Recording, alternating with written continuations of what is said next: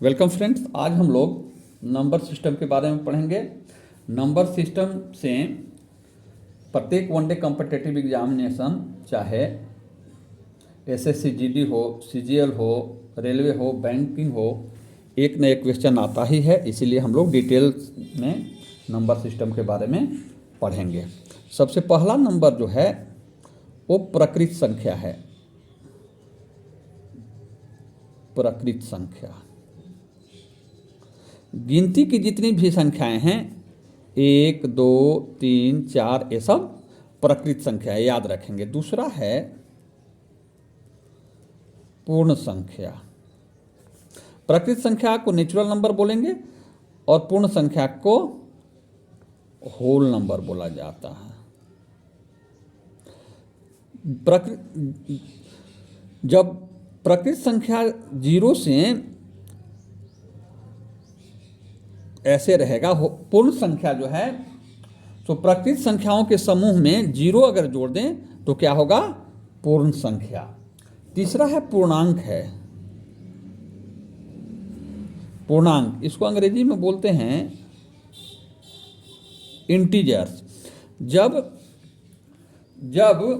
पूर्ण संख्याओं को धनात्मक या ऋणात्मक चिन्ह देके, पॉजिटिव या निगेटिव साइन देके लिखा जाता है, जैसे -3, -2, -1, 0, 0 के बाद 1, 2, 3, तब इनको इंटीजर्स बोला जाता है। तब माइनस जो है, जो माइनस साइन जिसमें है, उसको क्या बोलेंगे? Negative integers. जिसमें पॉजिटिव साइन हो, इसको बोलेंगे, और जिसमें 0 को बोलते हैं न्यूट्रल इंटीजर। इसके बाद चौथा है सम संख्या, इवन नंबर। जैसे 2, 4, 6, 8, इसको यही समझेंगे कि जो संख्याएं 2 से विभाजित हैं उनको सम संख्या बोलेंगे। 2 से विभाजित होने वाली संख्या सम संख्या। इनका व्यापक रूप 2n है, जहां n जो है सो नेचुरल नंबर है। पांचवा है विषम संख्या।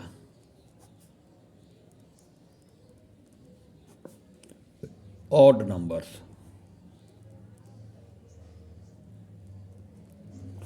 ऑड नंबर्स वे संख्याएं जो 2 से नहीं विभाजित हैं उनको क्या बोलेंगे?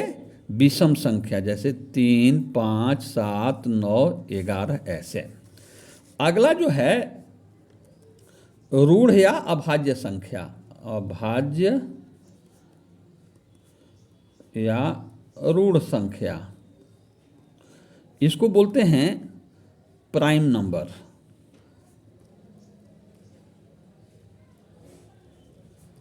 इसमें है कि 1 से बड़ी वे संख्याएं जो केवल स्वयं से विभाजित हों उनको प्राइम नंबर बोला जाता है।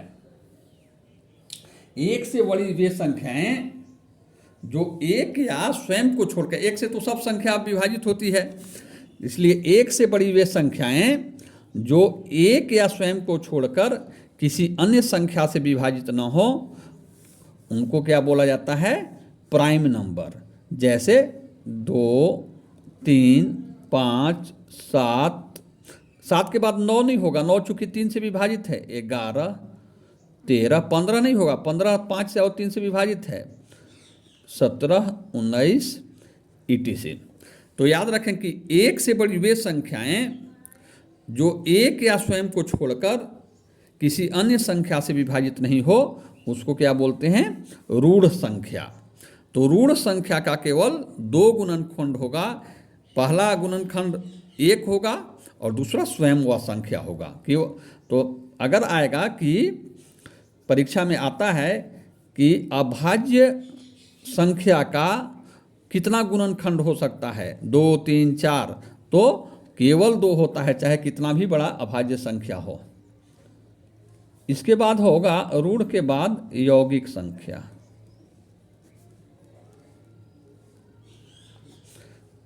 Composite number.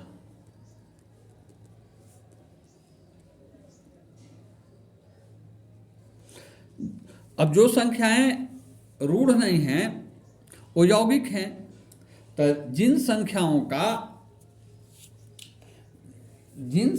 का एक या स्वयं को छोड़कर और गुणनखंड हों या और संख्याओं से विभाजित हों, उनको क्या बोला जाएगा? यौगिक संख्या। एक से बड़ी वे संख्या, सब एक से बड़ी है, एक से बड़ी, ये भी एक से बड़ी है, अगला भी एक से बड़ी है। तो एक से बड़ी वे संख्याएं जो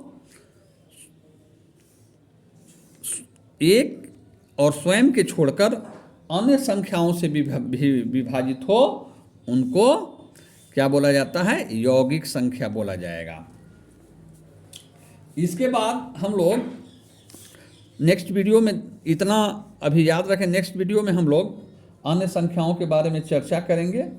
आशा है आप लोग इसे इतना ठीक से समझे होंगे। पुनः एक बार हम लोग इसको रिवाइज करते हैं। प्रकृत संख्या, गिनती की संख्याएं को प्रकृत संख्या कहेंगे।